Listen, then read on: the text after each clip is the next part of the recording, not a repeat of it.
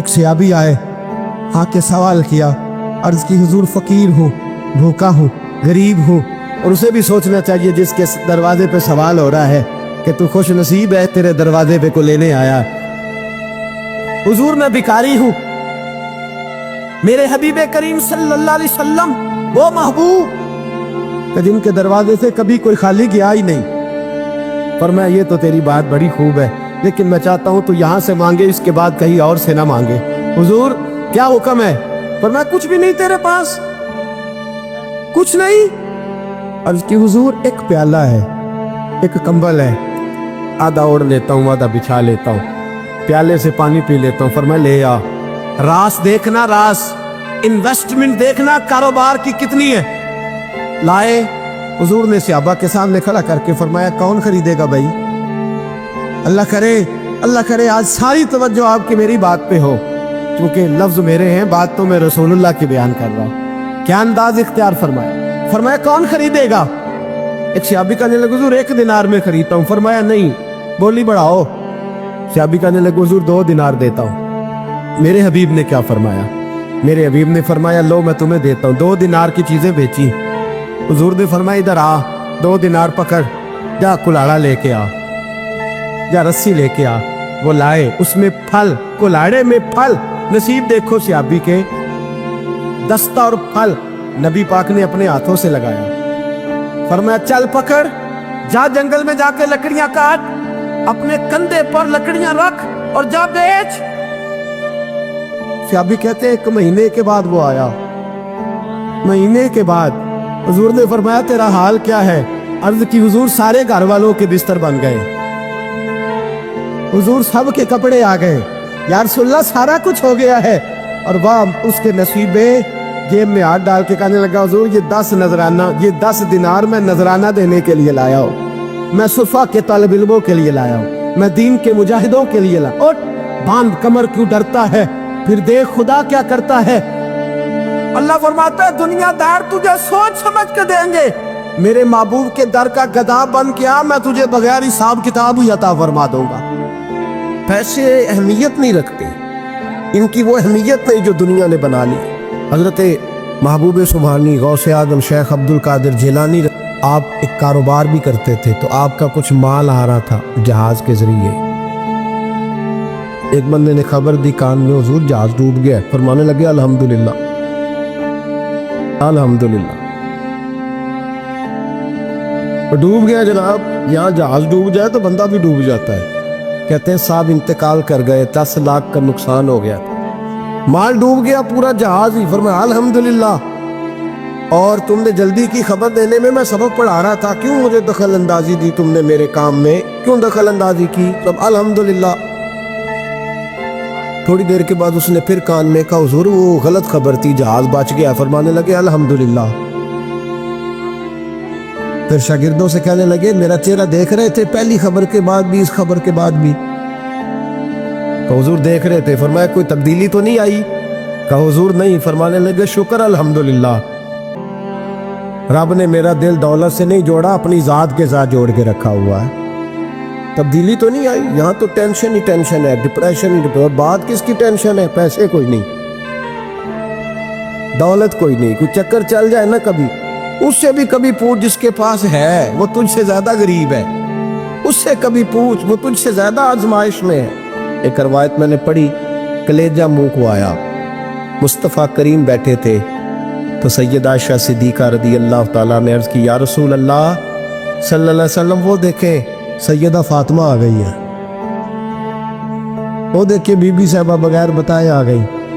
حضرت فاطمہ الزہرا آئی، حضور نے فرمایا فاطمہ بغیر اطلاع کے؟ حضور چھوٹا سا کام تھا۔ کیسے آئی ہو؟ تو بی بی صاحبہ نے نا، عورتوں کا پلو ہوتا ہے نا چادر کا، تو پلو کھولا تو ایک روٹی بندھی ہوئی تھی، ایک روٹی چادر میں، یہاں لوگ زیور باندھتے ہیں، دولت باندھتے ہیں، ایک روٹی حضرت فاطمہ نے پلو میں باندھی، کھول کے پیش کی۔ کہ بیٹے یہ کیا ہے؟ کہ ابا جی کئی دنوں سے گھر میں روٹی نہیں پکی تھی، آج علی کچھ جو لائے تھے، پیسے ہیں، چند روٹیاں بنی ہیں۔ تو بچوں نے تو کھا لیا، تو میرے سامنے بھی ایک روٹی آئی تھی، میں نے لقمہ توڑا تو مجھے خیال آیا پتہ نہیں مصطفیٰ نے کھایا ہے کہ نہیں کھایا،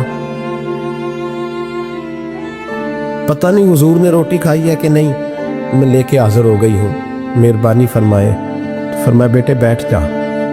حضرت فاطمہ بھی بیٹھ گئی، سیدہ عائشہ کہتی حضور بھی بیٹھ گئے۔ فرمایا فاطمہ کتنے دنوں سے نہیں کھایا؟ عرض کی حضور 3 دن سے۔ فرمایا بیٹے میں نے 5 دن سے نہیں کھایا، آ جا، دونوں باپ بیٹی مل کے کھاتے۔ روٹی 2 حصوں میں حضور نے بانٹی، فرمایا چلا آدھی تو کھا، آدھی میں کھاتا ہوں۔ حضرت فاطمہ نے لک توڑ کے وہ میرا کھتو رو پڑی، حضور 5 دن سے نہیں کھائی۔ اور میں بیٹے چپ کر، ہمارا دنیا سے کیا تعلق، ایک پل رہ گیا ہے، بس اللہ پھر جنت کی ساری نعمتیں عطا فرما، رونے والی بات ہی نہیں ہے اس میں، بس ہمارا کیا تعلق، ایک پل ہے، پھر مالک بڑا کچھ عطا کرے گا۔ حضرت علی شیر خدا رضی اللہ تعالیٰ عنہ کوفے کے چوک میں کھڑے تھے تو کہہ رہے تھے یار میرے نہ طامت پرانی ہو گئی ہے، یہ میں نے زرہ بیچنی ہے،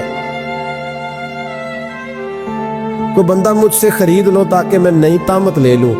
ایک بندہ کان میں کہنے لگا حضور طامت کے پیسے بھی نہیں، فرمانے لگے پیسوں کو چھوڑ، علی کا سینہ دیکھ، اللہ نے ایمان کی دولت سے بھرا ہوا ہے۔ فرمایا ضرورت نہیں تھی، اب ذرا احساس ہوا ہے کہ زیادہ ہی پھٹ گیا ہے، پردہ نہیں صحیح طرح پورا کرتا، تو میں نے کہا چلو زرہ بیچ کے نیا لے لے۔ ضرورت نہیں، مزاج نہیں، طبیعت نہیں، انہوں نے ماحول نہیں بنایا، ہمارے تو حد ہو گئی، اتنا بری حالت ہے کہ ناقابل برداشت۔ حضرت عمر فاروق رضی اللہ تعالیٰ عنہ صحابہ نے مسجد نبوی میں بیٹھ کے میٹنگ کی۔ عمر کی تنخواہ بڑی تھوڑی ہے مال غنیمت میں سے، اب تو عمر کے پوتے بھی ہیں، نواسے بھی ہیں، رشتہ داریاں بھی ہیں، تعلق بڑھ گئے ہیں، اور عمر فاروق بوڑھے بھی ہو گئے۔ میٹنگ ہوئی مسجد میں، اس طرح کریں کہ عمر کا کچھ تھوڑا سا نا مشاعرہ، کچھ تنخواہ، کچھ خدمت، کچھ وظیفہ بڑھا دے۔ بات طے ہو گئی، جب مکمل ہو گئی تو کہنے لگے یہ بتاؤ شعر سے بات کس نے کرنی ہے، ادھر جائے گا کون، پہلے اس کا نام تو بتاؤ، وہاں جائے گا کون؟ تو انہوں نے کہا یہ تو ہم نے سوچا ہی نہیں، بات تو بڑی تگڑی ہے، عمر سے کون بات کرے گا، یہاں جتنا مرضی تگڑا پیر ہو آپ نذرانہ لے کے جائے مسئلہ ہی کوئی نہیں، ابھی کسی کو کہنا پڑا ہے، کہتے ہیں جناب کون بات کرے گا؟ تو ایک صحابی کہنے لگے کہ حضرت عمر رضی اللہ تعالیٰ عنہ کی جو صاحبزادی ہے نا حضرت حفصہ رضی اللہ تعالیٰ عنہ، وہ ام المومنین بھی ہیں، حضور علیہ السلام کی زوجہ ہیں، مومنوں کی ماں ہے، ان سے کہتے ہیں، اور ان کے والد بھی ہیں۔ تو حضرت حفصہ سے کہا تو جناب حفصہ چل کے گئیں حضرت عمر کے پاس، جا کے کہا ابا جی ایک بات کرنی تھی۔ انہوں نے کہا بیٹے کرو، تو ان کو بھی پتا تھا نا جاہو جلال کا۔ کہنے لگے ابا جی مسجد نبوی میں صحابہ کی میٹنگ ہوئی ہے، ایک ہی محلے میں ایک ہی شہر میں لوگ رہتے ہیں تو ایک دوسروں کی خرچوں کا ضروریات کا پتہ ہے۔ کہتی ہے میں نے پس منظر سارا کر کے بات کی، میں نے کہا سب کو پتہ ہے کہ آپ کے خرچے بڑے بڑھ گئے ہیں، تو مجھے نا انہوں نے حضور کی زوجہ سمجھ کے، قابل احترام سمجھ کے میری ذمہ لگایا ہے کہ تھوڑے سے پیسے آپ کے بڑھانے ہیں۔ تو حضرت عمر فاروق رضی اللہ تعالیٰ عنہ کی صاحبزادی کہتے ہیں عمر کو اتنا جلال آیا کہ اٹھ کے کھڑے ہو گئے، کہنے لگے حفصہ ان لوگوں کے نام بتا، میں انہیں دروں سے ماروں گا، اور اس طرح ماروں گا کہ ان کی کمر پہ نشان پڑے، ان کی کمروں پہ نشان پڑے، اس انداز میں درے ماروں گا کہ مجھے زخم نظر آئے۔ ابا جی اتنا جلال کس بات کا، سادی سی بات ہے۔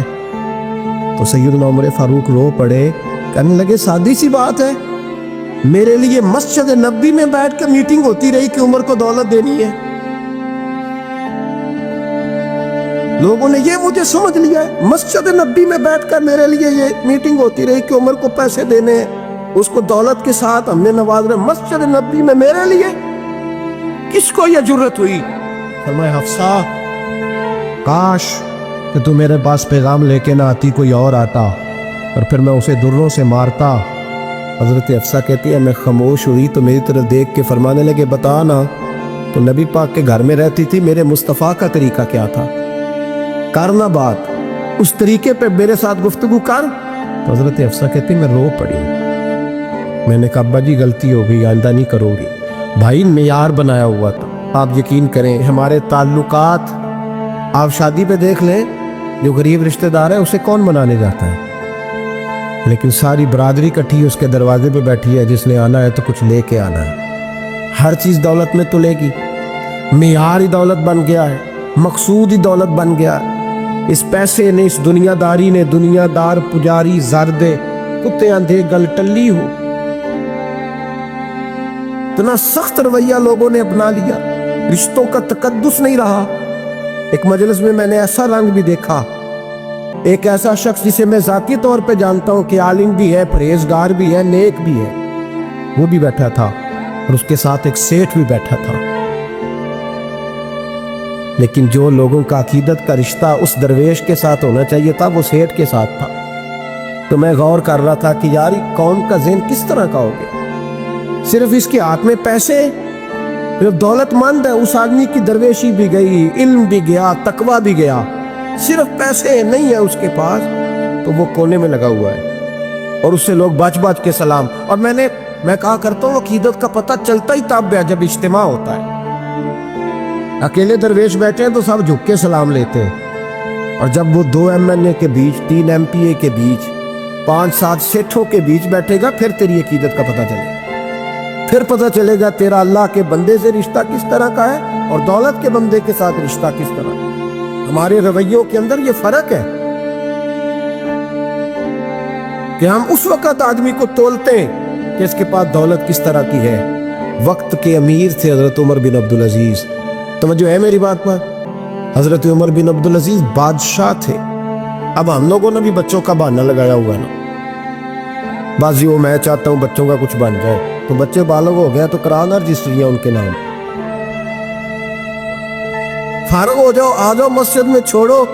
लेकिन फिर भी कुंजियां देने को दिल नहीं करता, फिर भी बाबा जी की प्यालियों से मरने के बाद पैसे निकलते हैं, फिर भी उनके तकिए के बीच से भी कुछ वो नोट निकल आते हैं जो अब चलते भी नहीं। गुजर गया जमाना, ये लगते ही नहीं, बुजुर्ग नाराज ना हो जाए। लेकिन जो बात कर रहा हूं, बहरहाल उसके पीछे कुछ पस मंजर है, ये भी बहाना है। बैंक बैलेंस अपने नाम, जमीन जायदाद सारी अपने नाम, और कमाई किसके लिए कर रहा है? बच्चों के लिए। नाम किसका ले रहा है? बच्चों का। ये किस तरह का बच्चों, बहाना ना लगाओ, साफ कहो कि अपने लिए कमा रहा हो, साफ कहो। क्यों बच्चों का नाम लेते हो जब हर चीज की कुंजी तो रखी हुई है बांध के अपने साथ। हजरत उमर बिन अब्दुल अजीज बादशाह थे, आवाज दी, घर में बैठे, बेटी पानी का प्याला तो लाओ। बेटी खामोश हो गई, साथ वाला कमरा बेटी का। फिर आवाज दी, बेटे सुन रही हो? अब्बा जी सुन रही हूं, पानी का प्याला देना। बेटी खामोश हो गई। तीसरी आवाज दी तो जौजा पानी लेके आ गई। देखो हुजूर पानी। हजरत उमर बिन अब्दुल अजीज को गुस्सा आया, कहने लगे बच्चे किस लिए, वो खुद क्यों नहीं आई? अब इतनी नाफरमान हो गई है कि एक प्याला पानी का बाप को नहीं दे सकती, क्यों नहीं आई? तो जौजा कहने लगी चले दारगुजर करें। उसने कहा अब्बा को नहीं बताना, पी ले। क्यों नहीं बताना? बताओ क्यों नहीं आई? मैंने उसको पुकारा था, तुम्हें पुकारता तो तुम आती, तुम्हें बताना पड़ेगा। जब बात जरा आगे बढ़ी तो माँ थी ना, बात बेटी की थी, तो अम्मा रो पड़ी, आंखों में आंसू आए। कहा क्यों रोई हो? कहने लगी बेटी का पजामा फट गया, दूसरा है नहीं और आप लेके भी नहीं देते। कमरे में बैठ के तो पजामा सी रही है, कह रही थी अब्बा को बताना ना, उन्हें तकलीफ होगी। तो वो उसके पास दूसरा होता तो आ जाती, एक ही था, तो इसलिए नहीं आई। हजरत उमर बिन अब्दुल अजीज उठे, सर सजदे में रखा, कहने लगे या अल्लाह तेरा शुक्र है, तूने मेरे बच्चों को बकदरे ज़रूरत रोज़ी अता फरमाई है। या अल्लाह तेरा शुक्र है। ओ भाई, जो कायनात के मालिक व मुख्तार थे, जो अबरू का इशारा करे तो हजरत जिब्रील जन्नत की नेमतें लेके आ जाए, उन्होंने तो दुनिया की जानिब तवज्जो ही नहीं की, उनका तो ख्याल ही नहीं आया। दुनिया ही दुनिया, दौलत ही दौलत, हर आदमी दौलत के तराजू में तुलने लगा है। अब तो कलेजा फटता है। अब तो लोग पूछते हैं, और मैं कभी कभी बड़ा मजबूर होता हूँ, आजमाइश में आ जाता हूँ, लोग कहते हैं जनाब आपसे कुछ कुरान की आयत सुननी है, आप कितने पैसे लेंगे? कुछ हदीसें सुननी है, क्या उसका मुआवजा होगा? आपसे उस नबी का नाम सुनना है जिसका आप खाते हैं, जिसके नाम पर आपने इज्जतें ली है, उनका नाम सुनना है। आपका रेट कितना है, आप कितने में बेचेंगे? वो नात जो ग़िज़ा है वो कितने में बिकेगी? जब दुनियादारी का ये अशर हो जाए कि वो रसूल अगर उनका नाम ना रहे तो हमारी सांसें ही ना चले, उनका नाम भी जब इस तरह कमर्शियल करके लिया जाए और इस तरह वो चीज़ें भी रेट में आ जाए, तो भाई इससे बड़ी और दुनियादारी क्या होगी? मेरे रसूल करीम सैयद आलम नूर मुजस्सम सल्लल्लाहु अलैहि वसल्लम ने इस दुनिया को महबूब नहीं रखा, कारी नहीं बनाया, माहौल ही नहीं बनाया। हज़रत ईसा अलैहिस्सलाम की 450 साल उम्र, कितनी? 4.5 नहीं, मैंने कहा 450 साल हज़रत ईसा ने शादी नहीं की, गाड़ी नहीं बनाया, एक प्याला होता था पानी पीने का, एक तकिया होता था। एक दिन एक बंदे को देखा कि वो बाजू का तकिया बना के सो रहा है, तो हज़रत ईसा ने वो तकिया भी खैरात कर दिया, कहने लगे इसके बगैर भी काम चल जाए। एक प्याला था पानी पीने का, एक दिन देखा एक आदमी चुल्लू में पानी पी रहा है, तो प्याला भी अल्लाह के रास्ते में दे दिया, कहने लगे इसके बगैर भी काम चलता है। किसी ने कहा निकाह क्यों नहीं करते, घर क्यों नहीं बसाते? तो फरमाने लगे 450 साल तो उम्र है, अल्लाह को राज़ी करूं कि घर बसाऊं, सजदे करूं या मैं दुनियादारी करूं? भाई इस्लाम ने आपके लिए सहूलत कर दी, मेरे लिए आसानी कर दी कि तेरा बच्चे पालना भी इबादत है, तेरा घर बार चलाना भी दीनदारी है, लेकिन मकसूद ना उसको बना। तेरे अमल का दारो मदार तेरी नीयत पर है, तेरे इरादे पर है। बुनियाद तुम्हारी नीयत है, बुनियाद ये है कि तुम्हारा अंदर से इस काम के लिए ज़ौक़ क्या है, शौक़ क्या है।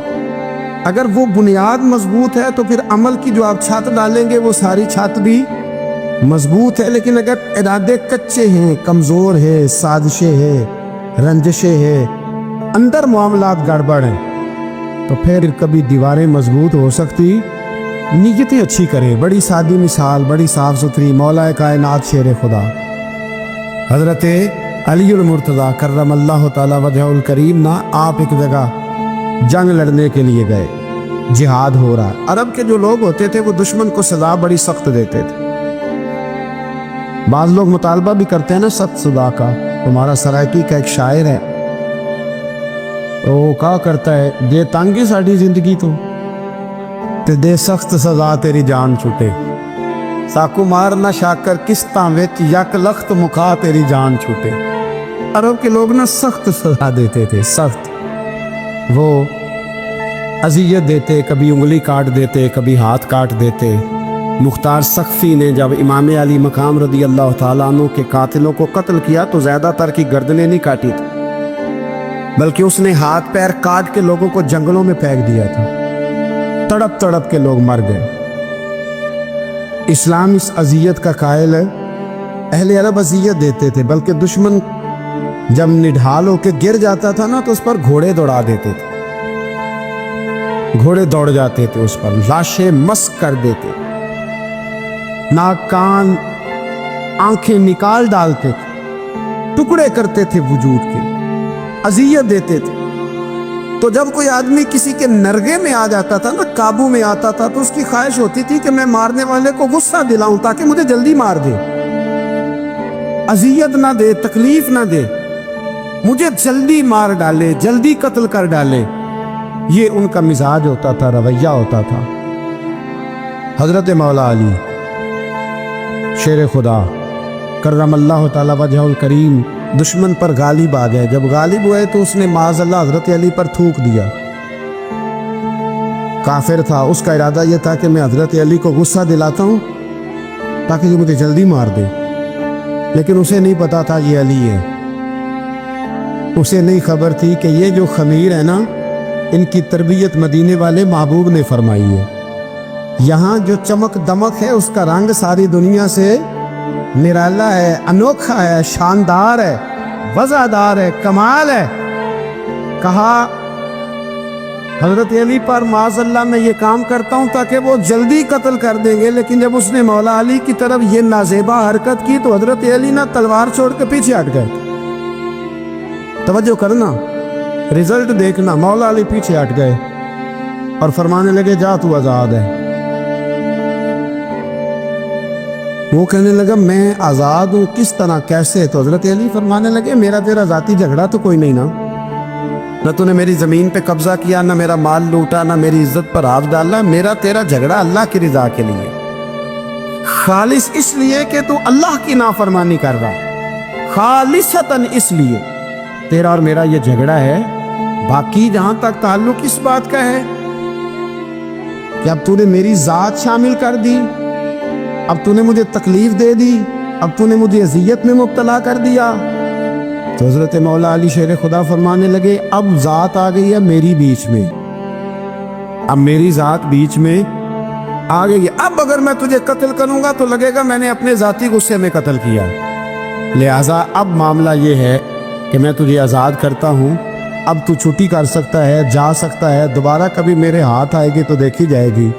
مولا کائنات نے اسے چھوڑ دیا، لیکن وہ حضرت علی کا غلام بن گیا، وہ غلام بن گیا۔ کہنے لگا علی اب سمجھ آئی ہے کہ دین کتنا شاندار ہے، دین کتنا اعلیٰ ہے، دین کی قدریں کتنی پاکیزہ اور کتنی حسین ہے اور کتنا منور ہے محبوب کریم کا دین، آپ مجھے کلمہ ہی پڑھا گئے۔ گویا جو بندہ تلوار سے فتح نہ ہو سکا وہ مولا علی کے خلوص سے فتح ہو گیا، حضرت علی کے خلوص سے، للہیت سے، اللہ کے ساتھ جو ان کا رشتہ تھا اس رشتے کی برکت سے وہ آدمی فتح ہو گیا۔ میرے بھائی ہمارے معاملات کے اندر للہیت ختم ہوتی جا رہی ہے، خلوص نہیں رہا، کرامتیں ہیں، کہانیاں ہیں، داستانیں ہیں، الزامات ہیں، جھوٹ ہے، فریب ہے، فراڈ ہے، بڑا کچھ ہے۔ اگر نہیں ہے تو خلوص نہیں ہے، اگر نہیں ہے تو ہمارا اللہ اور اس کے رسول کے ساتھ رضا والا معاملہ نہیں ہے۔ کسی چیز کو اس کی حقیقت کی بجائے ہم تصورات کی دنیا میں جا کے، خیالات، توہمات اور افواہوں کی دنیا میں جا کے اس کو قبول کرتے ہیں۔ یاد رکھو جن لوگوں کی زندگیاں اللہ کی رضا کے لیے تھیں وہ لوگ بڑے اچھے تھے، بڑے خوش بخت تھے، بڑے خوش نصیب تھے، انہیں بدر کے میدان میں گردنیں کٹانے میں بھی بڑا ہی مزہ آیا تھا، انہیں آپ دیکھیں نا احد کے میدان میں جانے دینے میں بھی انہیں بڑا مزہ آیا۔ جب آدمی میں خلوص ہوتا ہے تو اس کے لیے جان قربان کرنا بھی آسان ہو جاتا ہے، لیکن جب خلوص نہیں ہوتا پھر گفتگو ہوتی ہے، پھر باتیں ہوتی ہیں، پھر داستانیں ہوتی ہیں، پھر کہانیاں ہوتی ہیں، پھر لب و لہجہ ہوتا ہے، پھر منصوبہ سازی ہوتی ہے، پھر ہیلے بہانے، پھر سورے کبرے جوڑ کے لوگ کہانیاں اور داستانیں بناتے ہیں۔ خلوص اور للہیت کے ساتھ اللہ کی بارگاہ میں جھکے، عبادتوں کا، ریاضتوں کا، تلاوتوں کا جتنا اللہ ہمیں موقع دیتا ہے اس میں خلوص شامل کرنے کی کوشش کریں، للہیت شامل کرنے کی کوشش کریں، اللہ کی رضا شامل کرنے کی کوشش کریں۔ میرے نبی رحمت صلی اللہ تعالی علیہ وسلم نا حضرت معاذ ابن جبل کو جب یمن کے لیے روانہ کرنے لگے تو رسول پاک علیہ السلام نے بڑی نصیحتیں فرمائیں، ان نصیحتوں میں درد بڑا تھا۔ کیوں؟ اس لیے کہ حضور نے انہیں بتلایا تھا کہ جب تم واپس آؤ گے تو میری تمہاری ملاقات نہیں ہوگی، تم میری قبر سے گزرو گے، اکھاں جدوں میٹیاں زمانہ مینوں روے گا، اپنا تے اپنا بیگانہ مینوں روے گا، جدوں نہ میں دسیا میں خاراں نوں میں خانے وچ جان ٹوٹ جان گے تے میخانہ مینوں روے گا، کئی لک لک رون گے تے کئی بک بک رون، گلیاں دا ایانا تے سیانا مینوں روے گا۔ اور کیا خوبصورت بات انہوں نے کہی تھی، مجھے بڑی پسند ہے، کہنے لگے بے قدراں کچھ قدر نہ جاتی، او کیتی خوب تسلی ہو، اے دنیا دار پجاری زر دے کتیاں دے گل ٹلی ہو، بک بک روسن اکھیاں تکیو ویکھ حویلی کلی ہو، تے کوچ نصیر اساں جدوں کیتی پھر پہ جانی تھر تھلی ہو، کوچ نصیر اساں جدوں کیتی پھر پہ جانی پھر کمال ہو جائے گی، بعد مرن دے مکھڑا میرا ہو جاوے جے تازہ، پھر سمجھ لینا محبوب میرے نے آن پڑے ہے جنازہ۔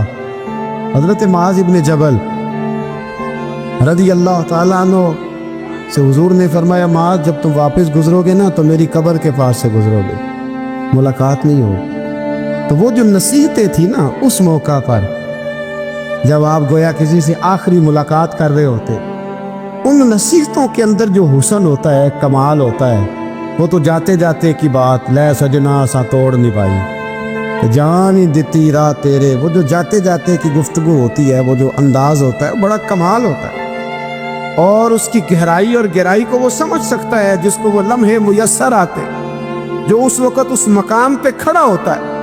حضرت معاذ ابن جبل رضی اللہ تعالیٰ عنہ تڑپ کے روئے، کہا حضور کیا فرما رہے ہیں؟ حضور کوئی خاص نصیحت تو نبی پاک نے بڑا کچھ فرمایا، ایک جملہ حضور نے یہ کہا معاذ عمل جتنا بھی کرنا خلوص کے ساتھ کرنا، اور محبوب نے فرمایا تیرا خلوص کے ساتھ کیا ہوا تھوڑا عمل بھی رب کی بارگاہ میں زیادہ بنا کے تیرے لیے ذریعہ نجات بن جائے گا۔ جتنا بھی کرنا خلوص کے ساتھ کرنا، بولیے خلوص کے ساتھ کرنا، للہیت کے ساتھ کرنا، اس کے اندر کوئی کمزوری نہ آنے پائے، للہیت کے ساتھ، خلوص کے ساتھ، رواداری کے ساتھ، پیار کے ساتھ کرنا۔ میرے بھائیوں، یہ سمجھنے کا مقام ہوتا ہے کہ جب ہم اللہ اور اس کے رسول صلی اللہ علیہ وسلم کی رضا کے لیے کوئی عمل کرتے ہیں تو اس کا بھی ہمارے دل کو پتہ ہوتا ہے، اور جب اندر ریاکاریاں ہوتی ہیں تو ہمارے دل کو اس کا بھی پتہ ہوتا ہے۔ ہمیں دونوں باتوں کی خبر اب ہمیں خود سوچنا ہے، ہمیں خود فکر کرنی ہے، غور کرنا ہے کہ ہمارا انداز۔ ایک بزرگ تھے امام غزالی نے لکھا ہے، انہوں نے 7 سال پورے پانچوں نمازیں جماعت کے ساتھ پڑھی اور پہلی صف میں تکبیر اولیٰ کے ساتھ پڑھی۔ 7 دن نہیں پوری پڑھی جاتی پانچوں نمازیں پہلی صف میں پہلی تکبیر کے ساتھ۔ 7 پہلی صف میں تکبیر اولیٰ کہتا ہے، امام نے اللہ اکبر کہا پہلی تکبیر میں تو ہم نے بھی ساتھ ہی اللہ۔ پہلی صف میں 7 سال تک پانچوں نمازیں تکبیر اولیٰ سے بہت بڑا کارنامہ ہے، بہت بڑی بات ہے۔ مطلب بندہ یہاں سے اٹھ کے آتے وضو کرتے، کوئی معاملہ آ گیا، کوئی مطلب اس کو حاجت ہو گئی استنجا وضو کی، تو وہ ٹائم نکل جاتا ہے، کئی دفعہ ایسے ہوتا ہے۔ 7 سال پورے نماز پڑھی، تو کہتے ہیں 7 سال کے بعد نا ایک دن 8واں سال لگا ہوا تھا، تو بزرگ فرماتے ہیں میں ذرا لیٹ ہو گیا، تکبیر اولیٰ تو مل گئی پر پہلی صف نہ ملی، تیسری صف میں جگہ ملی۔ بزرگوں کے تقوی دیکھیے گا، فرماتے تیسری صف میں نے نماز پڑھی تو میرے دل کے اندر خیال آیا یار لوگ کیا سوچیں گے کہ اتنا اچھا اس کا ریکارڈ تھا، پہلی صف میں یہ نماز پڑھتا تھا تو آج تیسری صف میں لوگ کیا سوچیں گے۔ فرماتے ہیں جب یہ لفظ زبان پہ آیا تو میرا ضمیر بول پڑا، جب یہ سوچ دل میں آئی تو میرا اندر تڑپ اٹھا، چھم چھم میرے آنسو نکلنے لگے، میں رویا۔ اور فرماتے ہیں لوگ چلے گئے اور میں نفل پڑھتا روتا رہا۔ میں نے کہا اللہ مجھے یوں لگتا ہے وہ 7 سال تک پہلی صف میں جو نمازیں پڑھتا رہا وہ تو لوگوں کو دکھانے کے لیے پڑھتا رہا۔ فرماتے میں نے 7 سال کی نمازیں قضا پڑھی، قضا نمازیں پڑھی، اس لیے کہ مجھے سمجھ آئی کہ وہ نماز اللہ کی رضا کے لیے نہیں تھی، وہ تو بندوں کو ریکارڈ بنانے کے لیے تھی۔ میں نے وہ 7 سال کی نمازیں قضا پڑھی، اور فرماتے اب دوبارہ سے جب میں جاتا ہوں تو پھر میں اپنے دل پہ غور کرتا ہوں کہ پہلی صف تکبیر اولیٰ پر یہ بتا نیت کیا ہے، یہ بتا کہ تیرا ارادہ کیا ہے۔ شیخ سعدی فرمایا کرتے تھے تیرے وجود کا قبلہ تو سیدھا ہے، دل کے قبلے کی بھی بات بتا۔ تیرے وجود کا قبلہ درست ہے پر دل کے قبلے کی بھی، ہاں خودی کا سر نہاں لا الہ الا اللہ، خودی کا تیگ فساں لا الہ، یہ دور اپنے ابراہیم کی تلاش میں ہے۔ صنم کدا ہے جہاں لا الہ الا اللہ، صنم کدا ہے جہاں لا الہ الا اللہ، اور اگرچہ بت ہیں جماعت کی آستینوں میں پر مجھے ہے حکم ازاں لا الہ الا۔ تو یہ جو ہمارا مزاج ہے نا لوگوں کو دکھانے کا، بتانے کا، سنانے کا، شیخ ابو العباس مرسی فرماتے کہ مجھے کئی دفعہ محبوب کریم علیہ السلام کا دیدار نصیب ہوا، میرا اور حضور کا معاملہ تھا، پھر میں نے لوگوں کو بتانا شروع کر دیا۔ فرماتے ہیں پھر انہوں نے آنا چھوڑ دیا، اس لیے کہ کچھ باتیں ایسی ہوتی ہیں جو بتانے کی نہیں ہوتی، لیکن کچھ بندوں کو بشارتیں ہوتی بڑی ہیں، وہ ان بیچاروں کو بد ہضمی ہو جاتی، وہ بتائیں نا جب تک 20 لوگوں کو، تب تک ان کی وہ بد ہضمی ختم ہے۔ حالانکہ ہر چیز بتانے کی، دکھانے کی، سنانے کی، ہر چیز کی وضاحت دینے کی نہیں ہوتی، ہر چیز ایسی نہیں ہوتی۔ حضرت ابو ہریرہ جیسے لوگ فرمایا کرتے تھے علم کی 2 تھیلیاں، ایک کھولی ہے، دوسری کھولو تو مجھے قتل کر دو۔ ہر چیز کو بتانے سمجھانے کی ہوتی ہے، تو خلوص دیکھے کتنا ہے اس میں، للہیت کتنی ہے، اللہ کی رضا کتنی